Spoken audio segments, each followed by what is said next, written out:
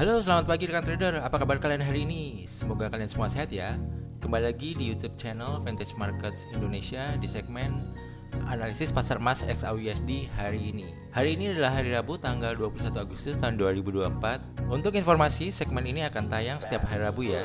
Tapi jika teman-teman ingin segmen ini ditambahkan di hari lainnya, maka saya minta klik tombol like-nya di video ini ya.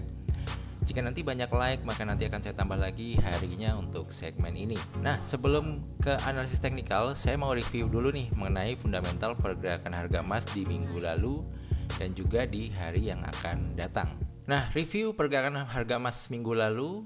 Harga emas mencapai rekor baru pada tanggal 16 Agustus ya teman-teman, karena investor yang optimis memborong investasi safe haven di tengah meningkatnya kepercayaan pada pemangkasan suku bunga The Fed pada bulan September mendatang yang melemahkan dolar AS. Sementara itu, akibat resiko geopolitik yang masih tinggi, ini juga meningkatkan daya tarik aset safe haven seperti emas ini ya. Jadi kalau kita lihat di chart di tanggal 16 Agustus, harganya mencapai titik tertinggi yang lebih baru lagi ya teman-teman. Ya ini karena alasannya seperti ini. Kemudian selanjutnya ada berita yang perlu diwaspadai oleh teman-teman di minggu ini ya. Salah satunya ini di hari Kamis tanggal 22 Agustus 2024 jam 1 dini hari ya, ada FOMC meeting minutes ya. Jadi pada pertemuan FOMC nanti malam ya dini hari, beberapa topik utama yang akan dibahas mencakup pengaruh kebijakan moneter saat ini ya, terutama mengenai suku bunga yang tinggi.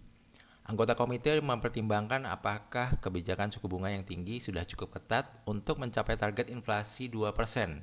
Atau apakah diperlukan pengetatan lebih lanjut jika inflasi tetap tidak terkendali.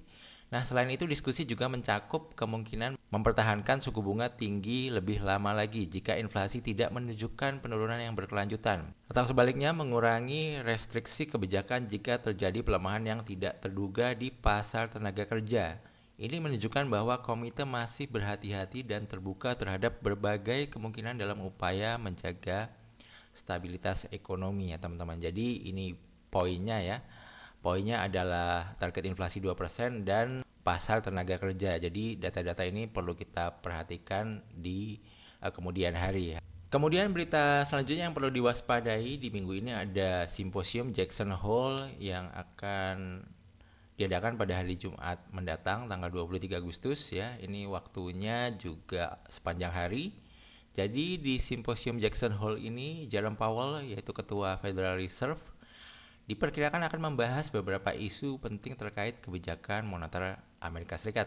Topik utama yang kemungkinan akan disorot termasuk prospek ekonomi khususnya seputar inflasi dan pasar tenaga kerja. Powell kemungkinan besar akan mengindikasikan bahwa The Fed siap untuk menurunkan suku bunga pada bulan September dengan fokus bergeser dari pengendalian inflasi menuju pencegahan kenaikan tingkat pengangguran. Meskipun inflasi telah mendekati target 2% yang diinginkan oleh Fed, ada tanda-tanda bahwa pasar tenaga kerja mulai melemah yang saat ini menjadi perhatian utama dari Federal Reserve ya teman-teman. Nah itu tadi ya, jadi ini yang perlu kita perhatikan untuk data mendatang yaitu data terkait inflasi itu biasanya CPI ya, Core Price Index, itu perlu teman-teman perhatikan. Kemarin sih sudah mengalami penurunan ya dari 3% ke 2, berapa persen gitu kalau nggak salah ya. Saya agak lupa. Kemudian untuk pasar tenaga kerja ya ini pastinya terkait dengan non-farm payroll ya, itu juga perlu kita perhatikan apakah semakin membaik atau memburuk ya teman-teman. Oke, habis ini kita lanjut ke analisis teknikal ya teman-teman ya. Nah, kita lanjut ke analisis teknikal, kita buka charts ya, harga emas XAUUSD. Ini mapping di video yang lalu ya, mapping yang sudah kita buat di video lalu, video di minggu yang lalu, teman-teman bisa cek ya. Di hari Rabu minggu yang lalu tanggal 14 Agustus kita udah bikin videonya, teman-teman bisa cek ya. Ini kemarin waktu kita bikin mapping, yang area yang perlu kita perhatikan ada supply area dan yang warna pink dan demand area yang warna hijau-hijau ini ya teman-teman ya. Waktu itu saya rekomendasikan kalau mau nge-sell itu teman-teman bisa sedekat mungkin supply area ini karena ini resikonya sangat kecil. Resiko cut loss-nya sangat kecil karena ini jaraknya hanya pendek segini ya. Jadi teman-teman, tapi kemarin harga sempat naik dan mantul ya di supply area. Semoga teman-teman yang entry sell di sini ya masih bisa profit kemarin ya. Harga turunnya cukup jauh. Kemudian untuk opsi buy saya rekomendasikan di sekitaran area yang hijau ini atau yang bawahnya lagi. Dan harga ini kemarin sempat ya kalau kita lihat di time frame 30 menit. Nah, ini sempat mantul di area yang ini sekitar 116 pips. Kemudian dia baru turun mendekati area yang ini, dia baru mantul nih cukup jauh 200-an pip. Tapi dibanting turun lagi ke sini ke demand areanya, baru dia naiknya cukup signifikan ya, dimulai dari sini ya teman-teman ya. Kalau kita lihat di time frame H1, memang indikator EMA 200 ini di time frame H1 atau H4 ini bisa menjadi titik entry ya. Juga bisa menjadi titik entry selain demand area ini. Jadi biasanya kalau ada demand area dan ada indikator di situ, biasanya supportnya cukup kuat ya.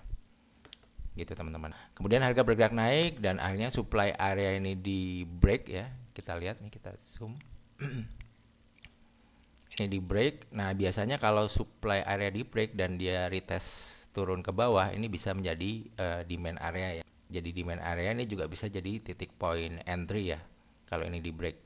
Ini di break, teman-teman cut loss misalnya ya. Kemudian dia ada koreksi dulu turun, ini bisa jadi timing entry ya untuk entry buy.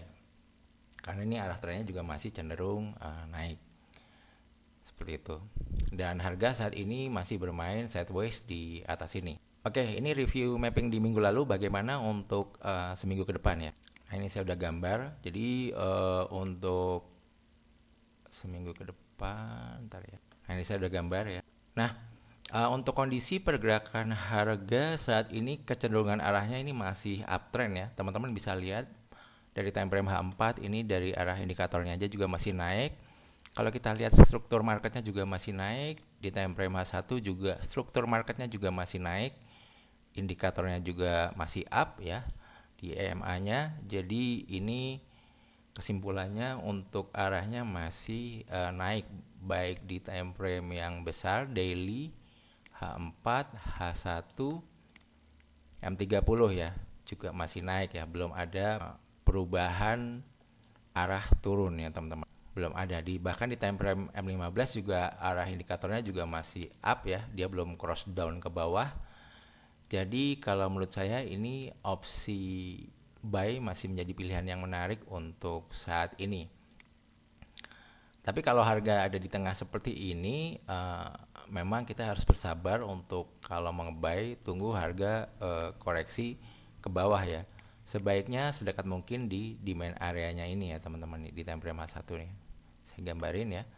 Ini demand area ini adalah supply area yang kemarin kita gambar. Ini di break dan sekarang beralih fungsi menjadi demand area. Jadi kalau harga emas bisa koreksi turun sampai sini, di beberapa hari yang akan datang teman-teman bisa mencari opsi buy di sekitaran ini ya. Demand areanya ada di sekitar 2483 sampai 2473 ya teman-teman. Nah, kalau mau sell gimana? Boleh nggak? Nah, kalau mau sell menurut saya sih boleh-boleh aja ya. Ini hitungannya counter trend ya teman-teman. Tapi di sini sudah membentuk supply area di time frame kecilnya ya.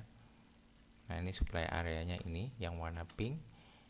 Jadi teman-teman kalau mau nge-sell ya sedekat mungkin supply area ini di sini, dekat-dekat sini. Dan cut loss kalau harga break high lagi ya. Kalau break high lagi harus cut loss karena kita nggak tahu ketika ini break dia akan naik sampai sejauh mana lagi ya teman-teman harga emas ini. Nah, di sini saya juga gambar ya di area demand mikronya ya. Jadi kalau misalnya kalau mau buy di sini kan terlalu jauh ya. Ini butuh 360 pips untuk turun dulu baru. Nah, ini ada peluang entry buy di sini.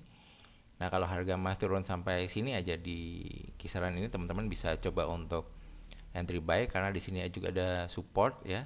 Dan di sini juga ada EMA 200 ya di time frame 30 menit. Di sini kalau di sini nanti ada EMA 100 kalau di time frame H1-nya ya. Kalau harga terus ke depan kan ini EMA-nya juga ikut kedorong naik nantinya. Kalau untuk saat ini misalnya teman-teman mau coba entry buy, menurut saya di sini bisa aja sih, cuman SL-nya cukup jauh, minimal di sini ya. Di 2494.58 ya. Jadi SL-nya di bawah ini. ya. Kalau entry buy di sini jauh ya SL-nya gitu. Kalau di sini malah kalau mau entry yang SL-nya paling dekat entry sell ya, tapi nunggu dulu ya. Nunggu ada misalnya ini di time frame 30 menit harga bergerak naik, di dekat-dekat sini ada pola pembalikan arah seperti yang di sini nih. Ya kayak misalnya bearish engulfing kayak gitu-gitu ya. Baru teman-teman bisa coba entry. Sementara ini kan ini harganya masih nge-push naik ya teman-teman. Ini nggak disarankan untuk langsung entry sell ya. Jadi nunggu price actionnya di yang ada di area sini. Kalau muncul price action yang menunjukkan bahwa dia mau turun, baru teman-teman bisa masuk untuk entry sell-nya. Jadi seperti itu ya teman-teman untuk mapping dan analisa beserta strateginya di pasar emas XAUUSD untuk seminggu ke depan. Sekali lagi saya infokan jika teman-teman ingin video segmen mapping dan analisis emas ini ada di hari yang lain selain hari Rabu, bisa minta klik tombol like-nya untuk video ini ya. Semoga bermanfaat. Jangan lupa untuk subscribe juga. Terima kasih teman-teman. Bye.